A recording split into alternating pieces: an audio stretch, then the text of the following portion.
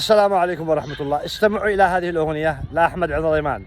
لماذا أغني لأحمد عضيمان؟ لأن أحمد عضيمان لا يستطيع أحدا أن يغني له، لأن كلماته مش موزونة، هي عبارة عن تحدي. عندما تغني لأحمد عضيمان عبارة أنك تتحدى أنك تغني شعر مش موزون.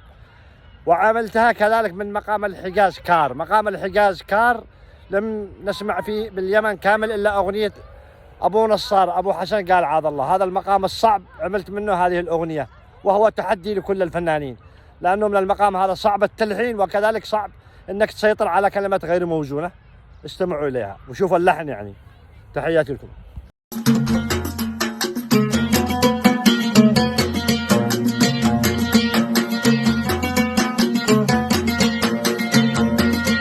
أنا صخرة صقوري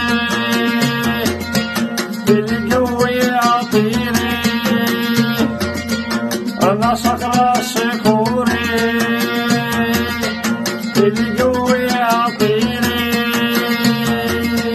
لها علمت حبي، لها علمت حبي،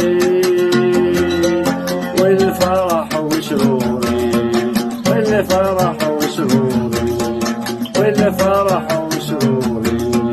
أنا صخر الصقوري بالجو يعطيني، أنا صخر الصقوري بالجو يعطيني، لها علمت حبي.